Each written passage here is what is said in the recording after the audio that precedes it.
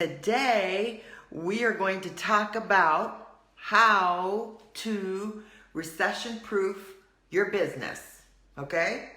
Very, very important that you start thinking about what the future is going to hold for the real estate industry. Now, I don't know if you caught, Coach Barino's live the other day, where he, went through and dissected a Realtor.com article that discussed exactly how much delinquency we're going to be facing, okay?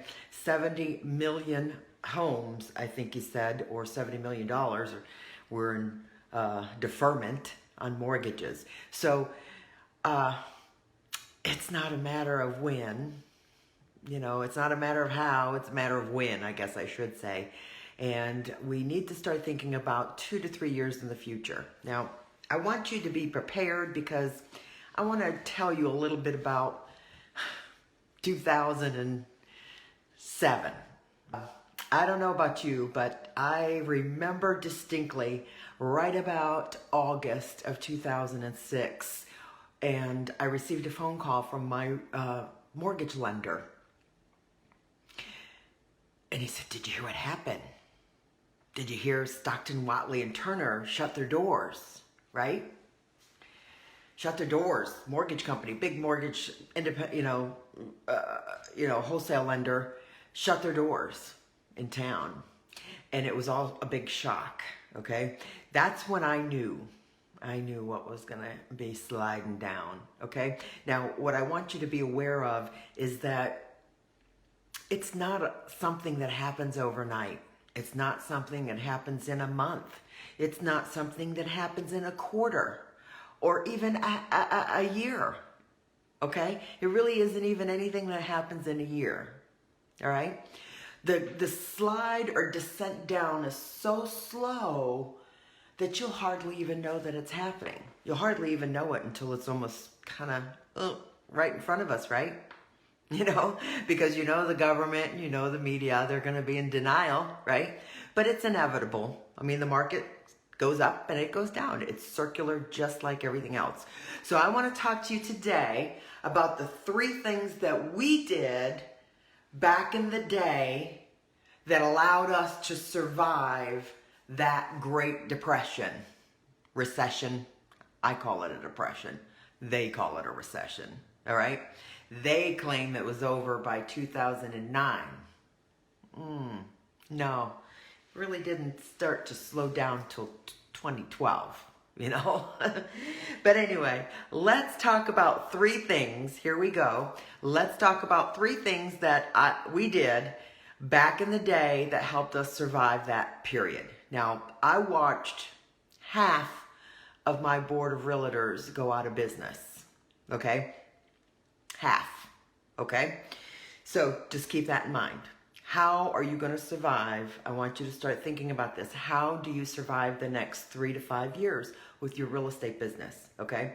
The number one thing I want you to take a good, hard look at today in the mirror, okay? Sit down with your significant other, pull it out. I don't care how painful it is, but you need to look at your finances, okay? You need to look at your finances, and I'm going to encourage you to get as debt-free as possible, okay? Number one thing, I want you to start looking at getting as debt-free as possible, except for your mortgage, okay?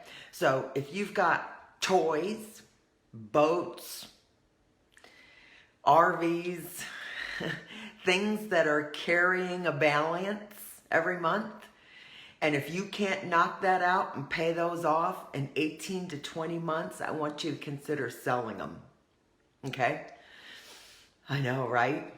I want you to consider cleaning up this bottom line, because when the poop hits the fan, you're gonna wanna be as debt-free as possible. I can't stress that enough, okay? Let me tell you what we did. 2006, I told you that mortgage company crashed.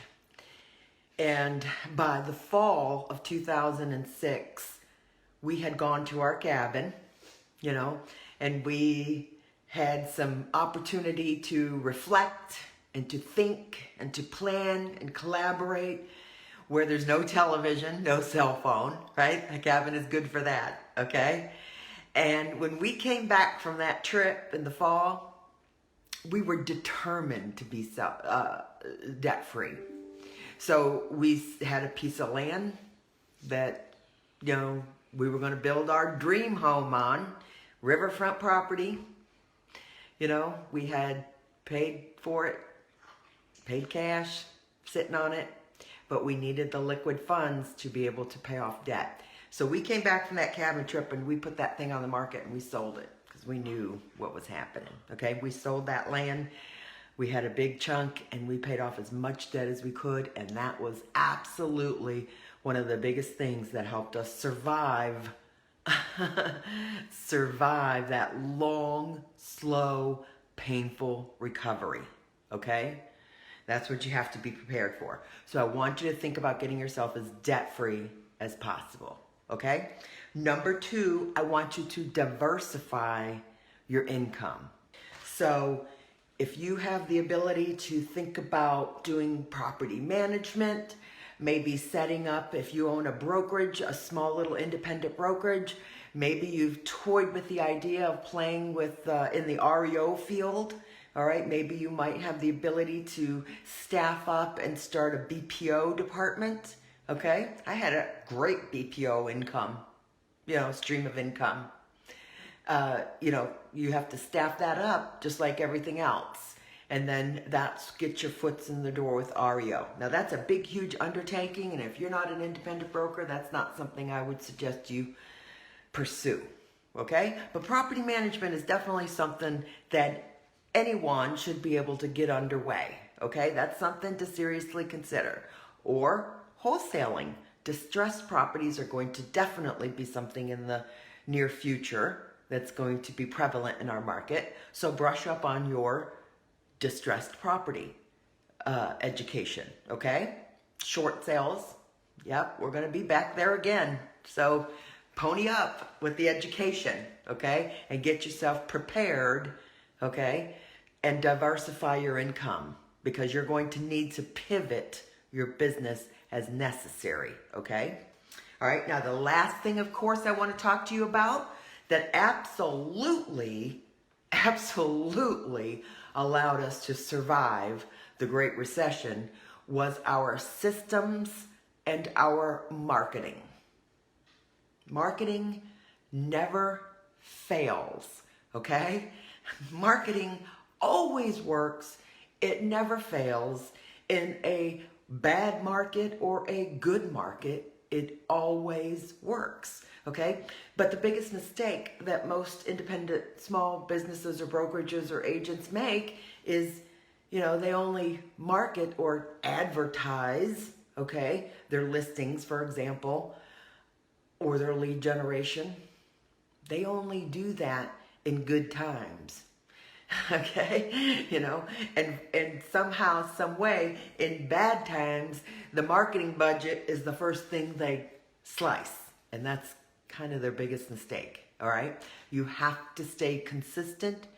And Facebook marketing, I'll be honest with you, is the easiest, most cost-effective way to maintain your brand and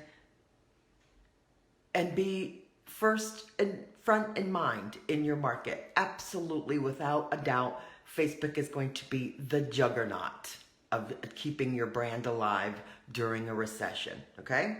You know, everything else kind of goes to the wayside, all right? Because it starts getting sliced. When the market started crashing, you will start to definitely take a look at what's working and what doesn't work. And when you really look at the numbers of how much Popeyes produce for you, or even, I don't know, maybe door knocking, okay? These are very time-consuming physical activities that might make you popular, but are they really generating business consistently for you in good times and bad, good weather or bad, you know what I mean?